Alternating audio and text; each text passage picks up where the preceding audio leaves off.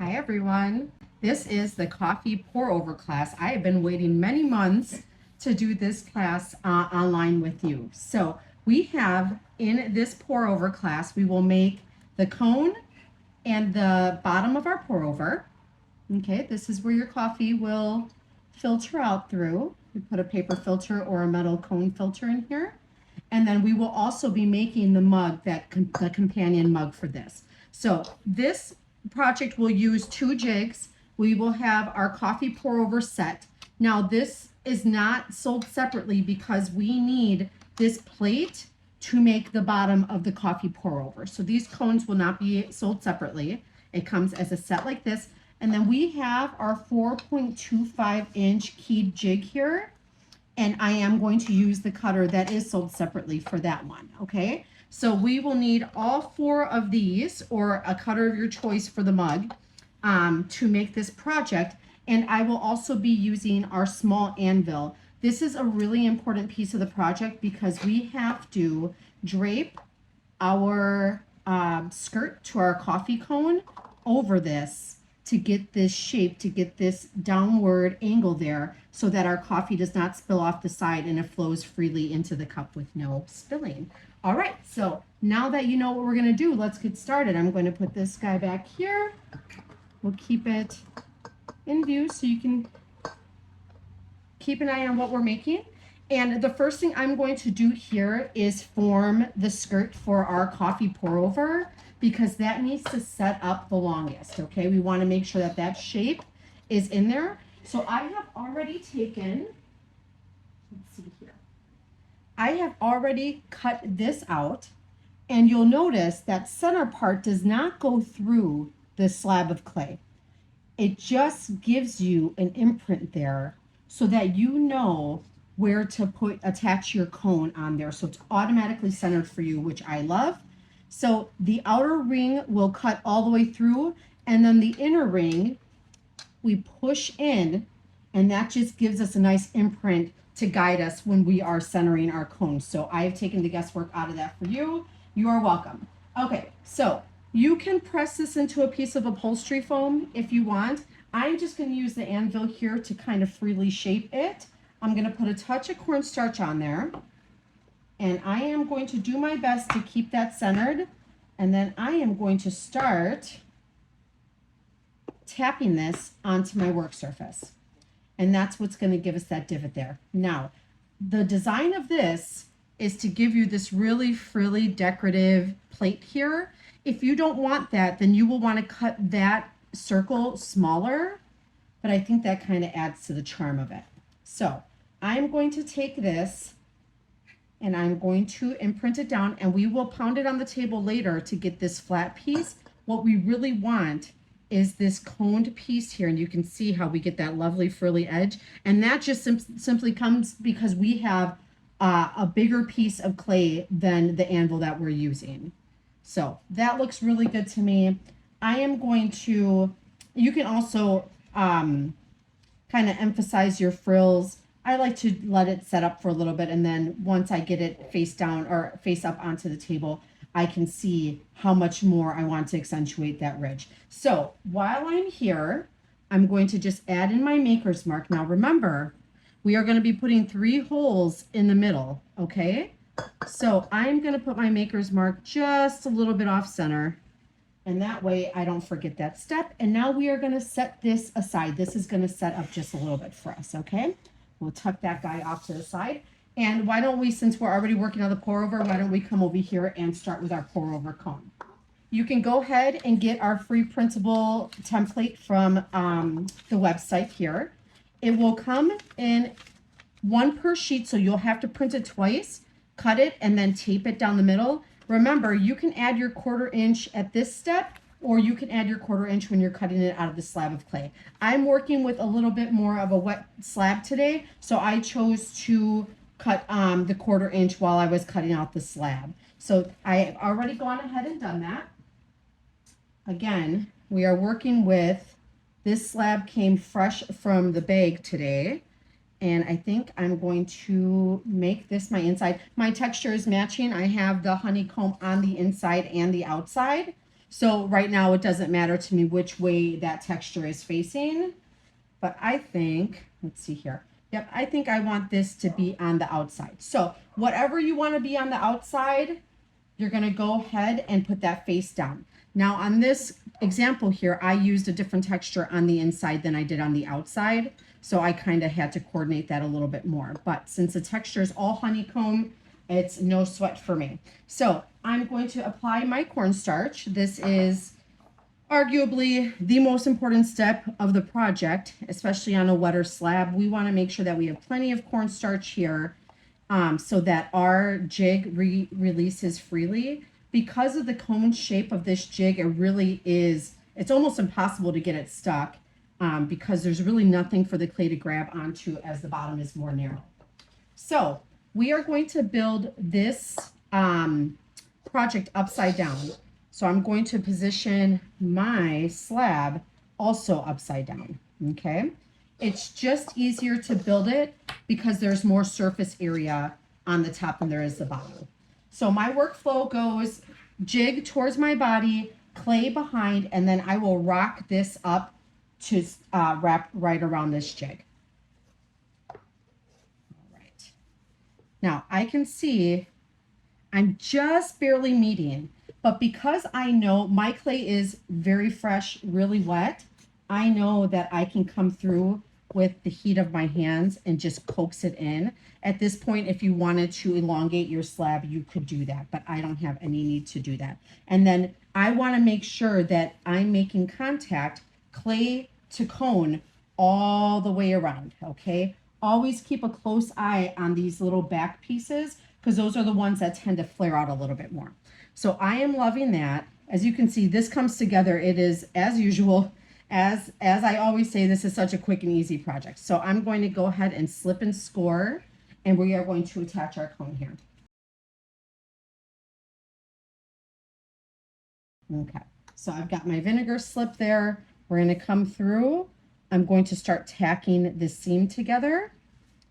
And I'm always using really dry hands, so I'm not lifting up my texture and I'm not leaving behind any fingerprints, okay? So you can come through here and you can paddle this seam or you can accentuate this seam. That's what I like to do. I really like the effect that it gives. I like to just put a little line in there and then you can really see where my seam is. I like to draw that out, but that is a personal preference. I also like to do this because it compresses this joint here, picks up any extra slip, and I just make sure I have a nice contact there. Now, if I pull up little burrs of clay, I don't fuss with that at this point. As you start fussing, the wetter the clay, the more texture you're gonna lose. So that's something that I will fuss with at leather hard. Okay, so we've got good contact all the way around. How beautiful is that? This will easily fit a standard coffee filter or even a large coffee filter. So this will fit standard just fine. When I brew my coffee in here, my filter, I have about, I'd say 1/2 inch, maybe a little bit less. So you can get a large filter as well to work in there. Okay, so now we are going to make sure that this bottom is nice and even. This is the point that's going to attach to our plate. So we want to make sure that that's nice and even. Okay, so we're going to sit this guy up over here. And I am going to find my knife. So as I level this out, it is very simple. I just take a U shape, usually around where my seam is. I notch that out, and that gives me a really nice visual to my jig. And then I'm able to follow the jig around. And I just use the top of the jig, the rim of the jig, and I keep my knife at the same angle. And this is how you can get a really beautifully leveled pot. Look at that. So we're going to address our seam there. I'm just going to release. Anytime you smear your clay, you don't want the clay to go up and over the jig. That will make release harder on that. So I'm going to go ahead and blend that. And our coffee pour over is built. How easy is that? It's such a beautiful shape. So I am going to just glide my knife along this top ridge. I can see that there's really not a lot of areas that need to be evened out here, but just for good measure, even those tiny bits of clay can kind of throw off your level. So what I do on the bottom, I do on the top. So now it's time to remove our jig here. And so we're going to give it a little twist, and it should just pop out. If you are having trouble at this point, I would try adding just a little more cornstarch to your project, but it really should just kind of float out just like that. So we'll set that to the side. And while our clay is still workable, I'm going to come here supporting from the outside, and I'm going to now address this seam on the inside.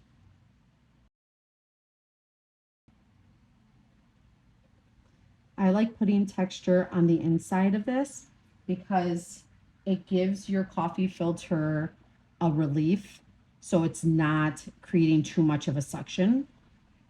You want there to be just a little bit of airflow at the bottom.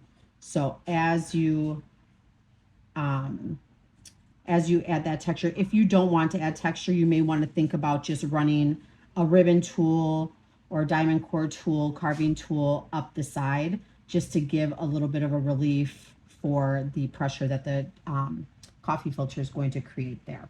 So that looks really good to me. I will lose texture where I put in that seam, but that doesn't bother me. She's really beautiful. I'm gonna grab my XL rim cone, and she should fit in there almost perfectly.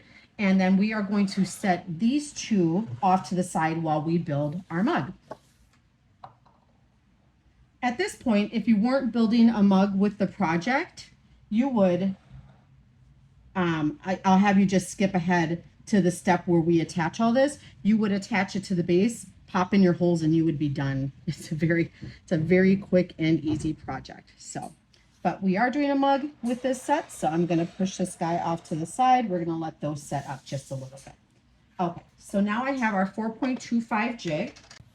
Okay, if you're not familiar with our keyed jigs, they're very easy to use. First of all, make sure you've got it facing up. The tab side is the up. That is our up position. And then you will have two tracks here. There's an outer track and an inner track. You want to make sure that your key starts on the outer track where you can see the key from the outside, because that's the widest position. As we move it to the inner position, it shrinks our mold for us. And that's what gives us that ease of popping this out from the clay. Always make sure and store them with your key in the outer position. It's just good practice. And then we've got our cutter. So I've got my bottom ready to go. I've already got my maker's mark there. I did a little bit of a different texture on that. And then we've got the inside of the mug, which is the same honeycomb pattern. So I'm going to put my bottom off to the side. And again, this template is available on our website. Don't forget to tape two of them together, and don't forget to add the 1/4 inch off of each side. Okay, so I again have the same texture on the inside and the outside. I like this outside texture. I think it's a little bit deeper, so I'm going to go ahead and flip that to the table side.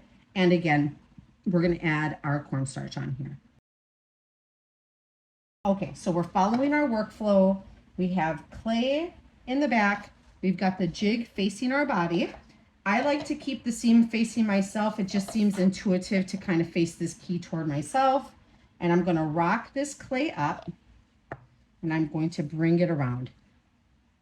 So again, I'm a little short there. Oof, maybe 1/8 of an inch. So I'm going to take my clay and I'm going to just give it a slanted whack onto my work surface. And that should give me that extra 1/8 that I was missing. And I probably could have gotten away with doing it once, because now I have to trim some off, which is just the way it goes. So you want to make sure that you're having contact all the way behind this bottom back portion. That's always where the trouble happens. So make sure that you can even lift and make sure you're getting full contact back there. With the jig, you have a lot of handling, ease of handling your clay. So I'm going to come in and just shave off a little bit. So now that we've got it nice and lined up, I'm going to slip and score both sides. So I'm going to take my scoring rib, nice deep ridges coming up. I do believe that the cornstarch dries your clay out. So when you're using this amount of cornstarch, I would encourage you to work with clay that's on the wet side. And then I'm going to add my slip to the flap that is furthest away from the jig. You don't want to get any vinegar in between the clay and the jig. It will create a glue and you will have some kind of impressive suction there. And we don't want to have any issues removing this. So now we are going to bring this together. I use the part of my thumb there, that thumb muscle, and then I bring and I roll that in. And then for this bottom part, I will sometimes flip if the situation calls for it and do the opposite on this side. Okay, so that looks really good to me. Make sure I have a nice join there. Okay, we don't want to have any leaking issues. And then I am going to come in, I'm going to accentuate my seam, I'm going to pick up any slip that's left there, and I am going to seal that up. Now, before I do any work on this rim, I want to even this out, okay? So I'm going to borrow my banding bat. I'm going to move my cone here. Let's do some maneuvering. So I'm going to bring this towards me. Let that cone set up back there, and we're going to trade spots. So now I'm going to make sure my top is even. So I'm going to notch out a little spot over here. And then I'm going to glide my knife, guiding the clay, supporting the outside, right along that top ridge. It's just the easiest way to level off because the top of the jig is always level. So you've got a really nice level surface to be a guide for you. And then I just take my time around the key and peel that off. And voila, we are looking really good up top there. My clay, I forgot to mention, is close to 1/4 inch. I've been rolling my slab, my texture through my slab roller, so my clay is a little bit thinner. Look at that. Full contact all the way around. Now I'm going to flip, and we are going to do the same thing. Now, this side will be a little wobbly, but that's okay. As long as you're following the jig, it doesn't matter if this side is higher because you'll always be at a level surface. Now, one side will usually have more than the other, usually the top, but I always do it on both sides just for good measure. Because even these little bits, like I said before, can throw off your pot. It can throw it off level. Okay.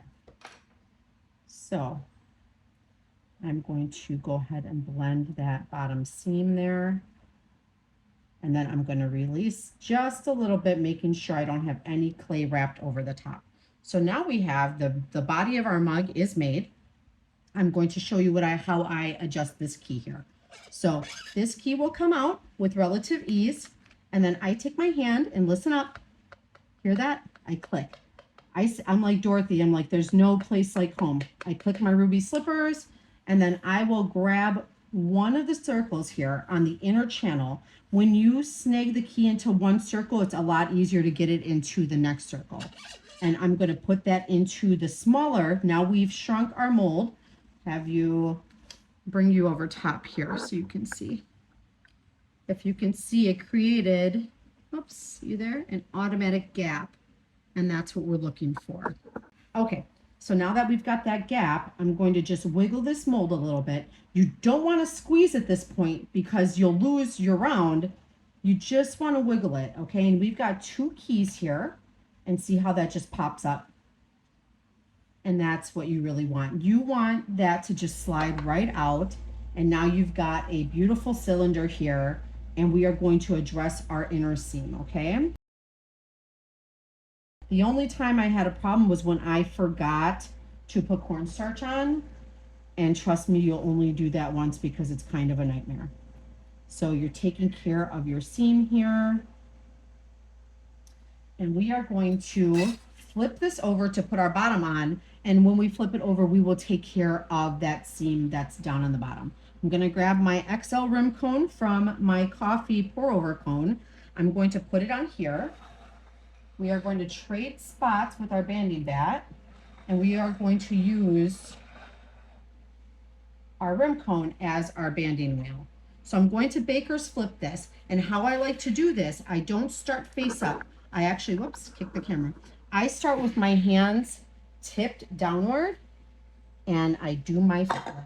And it's okay if that releases, you just gently set it back on. No harm, no foul. Now we've got our tiny banding wheel. We've got tension on our rim. I'm gonna try to get it centered there. We've got tension on our rim. If you have an extra rim cone in your studio, you can go ahead. I have many of these because a lot of my projects are open on both sides like this, so I want to make sure I'm backed around. That looks fantastic. I'm going to find my seam over here, and I'm going to, I don't usually have long nails in the studio. You can see they're a little longer today, but I can see that there was a little bit of a bigger gap at the bottom, so I'm actually using my nail to just fill in, like putty, that crack there. And then we are going to make sure the top is nice and actually this will be the bottom, but we still want to make sure that's nice and sealed. And then any scratch marks that I put in with my nail, I'm able to come in with a wet vinegar brush, my studio brush, and smooth those out. And if they get too deep, you can come in at leather hard with your red rib or a sponge at that point.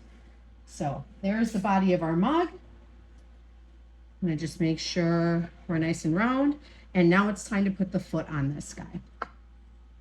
So I chose to have a little bit of a contrasting pattern on the bottom. Actually, you know what? This one, do you ever do this? I'm actually going to make this the inside. And I'm going to get rid of my maker's mark here because I don't want that on the inside.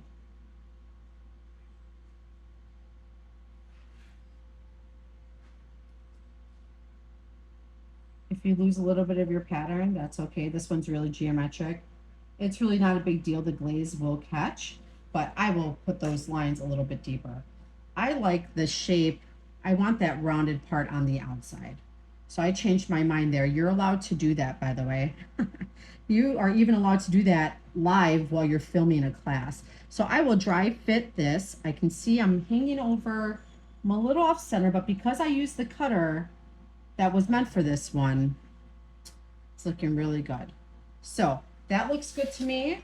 I'm going to remove my bottom here, and I'm going to score this.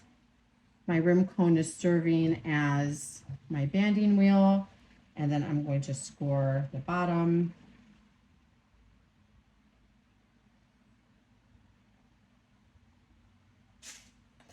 And this is where I will add my slip. This piece, because it didn't have cornstarch on it, you can see is much floppier, but that's okay because I fake my foot and I pop in the bottoms anyway. So I will work with gravity on that. I suppose we could have probably put some cornstarch on this one just to dry it at the same rate, but I never remember to do that, and it's really not a big deal. Okay, so I'm going to place that on there. Before I make any commitments, I'm just going to give it a spin. I like that. Where I'm hanging over a little extra on this side, I'll get with my shark fin while we finish the bottom. So I'm just going to lightly tack this. And then I'm going to use my anvil. I'm going to borrow this guy. See how nicely that's setting up? Put that over there. And I'm going to fake my foot. I'm going to pop in my bottom a little bit. I'm going to put my skirt for my pour over right back on there.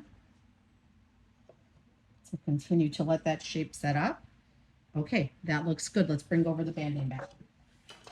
My little banding wheel. Okay, so I'm going to now put this bottom side down onto the banding wheel. And because the rim cone's in there, I've got nice tension, able to do that tricky maneuver. So now I'm going to take my shark fin, my mini shark fin foot tool. We've got a spotlight because I've got great studio light coming in here. And I'm going to just make sure I don't have any clay stuck on there. And I'm going to start really wide, and I'm going to start bringing this foot into a nice taper, okay? As I'm doing this, I'm collecting clay onto the mini shark fin. And I'm going to do this until I've sealed that bottom on there, until I've got a really nice steep angle at the bottom that sets myself up for carving. All of this slippy, sticky clay, you don't want to leave that on your pot. All of that slip that we're picking up, that moisture, if you leave that on your pot, you will have cracking, okay? We want to make sure that we're compressing that bottom. This tool is so great. It's my favorite because it's really rigid, but it's also a little flexible, and it's just able to get into there, and I'm able to really lay in that nice bottom.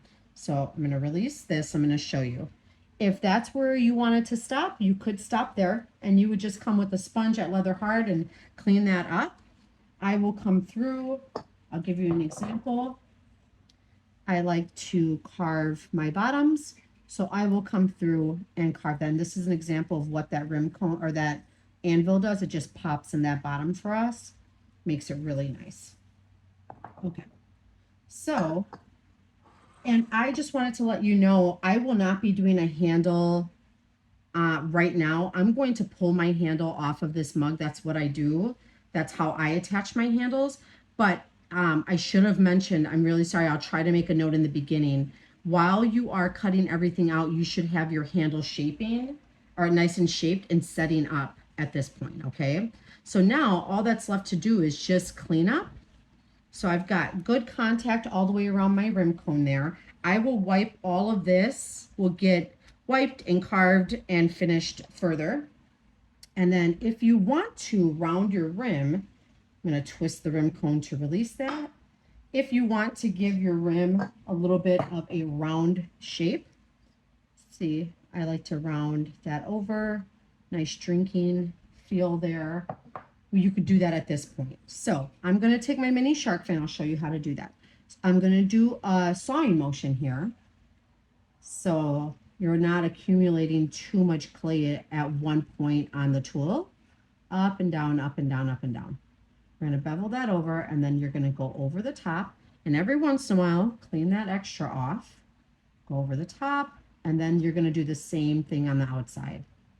And I'm going to just seesaw this.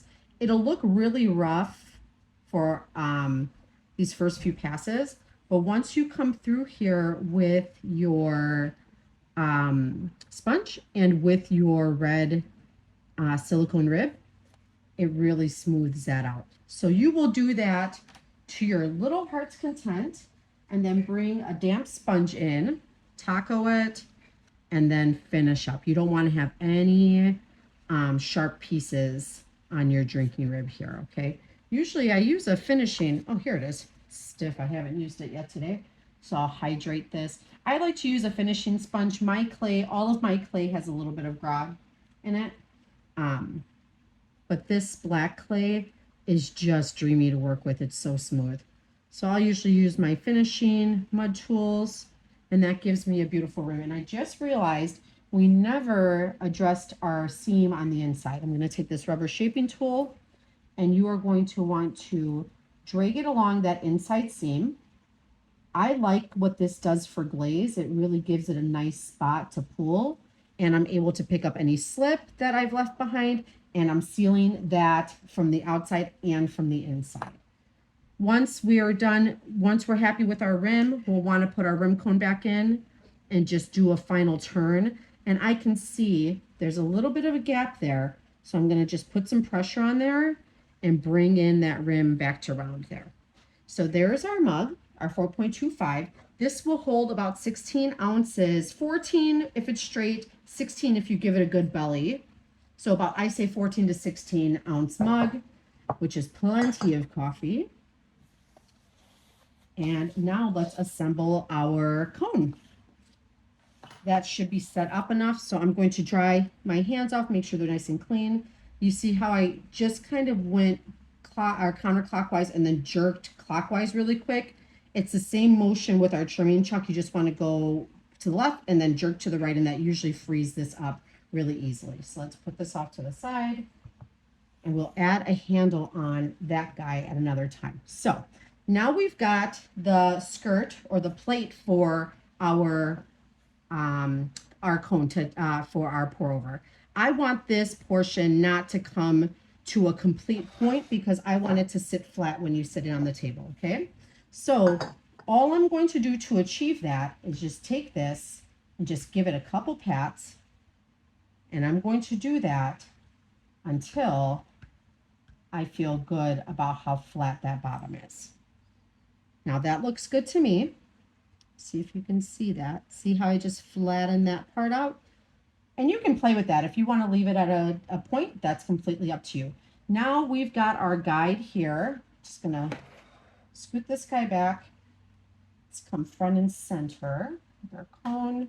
Everything's nice and set up, nice and round. Thank you, little anvil, for double duty today.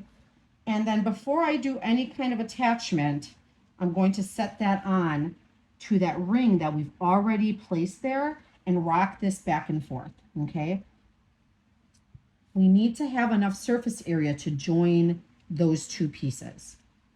And I'm not going to poke in the holes until this has set up a little bit. I'll show you how to do it today, but in general, my studio practice is waiting to just about leather hard to poke the holes in, so I'm not sagging anything. So now we have our rim cone here. I'm sorry, our coffee cone. I'm going to steal my XL. Actually, I had two over here, so I'm going to keep one in, borrow that guy. I'm going to baker's flip this, and we have to now slip and score. This still looks really in the round to me, but looks can be deceiving. I'm not in the round, so I'm going to take my mini rim cone at this point and just get this into nice round shape. Wow, look at that. I eyeballed it and I was like, that looks great, and it had a big gap in there. So I've got my mini rim cone. Now we're back to round. And I'm going to score this, and I'm going to follow the guides, that circle that we put in on our little skirt here. And I'm going to now score that.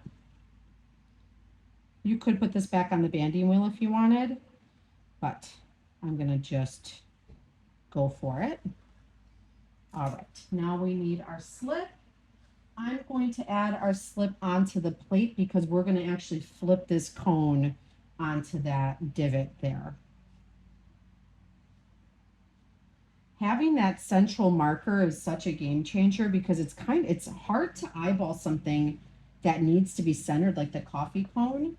It's kind of tough to just eyeball that. So I'm glad to have had that center shape already put on there for me. Okay, so I like to go step by step. So I'm going to put this on the table. I'm going to get my cone situated. And then when I'm comfortable, I will grab my hand and I will place it right into that center divot.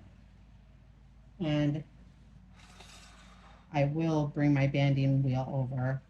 And because these edges are flared out, I can handle this a little bit more than I normally would. If I was trying to keep this completely flat, I would not have done what I just did. But I like to have that little bit of wave in there, and it makes it very easy to maneuver. So now I'm completely centered here. I'm going to just eyeball to make sure that none of my ridges or my frills, my little frillies there, are too high up. And that looks good. I'm going to take the spine of my shark fin, the curved point, and I'm going to get in there and I'm going to pick up the slip, and I'm going to seal that edge. I'm going to just secure that join. And this little mini shark fin just fits. It fits perfectly. It's like it was made for this. And we're taking off all that little extra slip and we're sealing that join there. Now, I have brought up a couple little, pieces of clay. I will come through leather hard and I will take a wet paintbrush and I will get in there. But this looks really great. That looks nice and secure for me. I'm going to twist my rim cone out, and now I'm going to address the inside. Okay, this is really important. If your practice is to add a coil, this would be the point. I like to just use the surrounding clay and bring it in to fill that up. We don't want to have any leaking between the cone and the skirt. Okay, we don't want our coffee to come out the crack there. We want it to go into the coffee cup, into the belly. All right, so that looks good. I'm just going to bring you overhead again so you can see what I see here. There we go. Hopefully you can see in there. I've joined that bottom seam, and that's looking really excellent. If you want to add a handle onto your pour over cone, you are welcome to do that. That is a personal preference.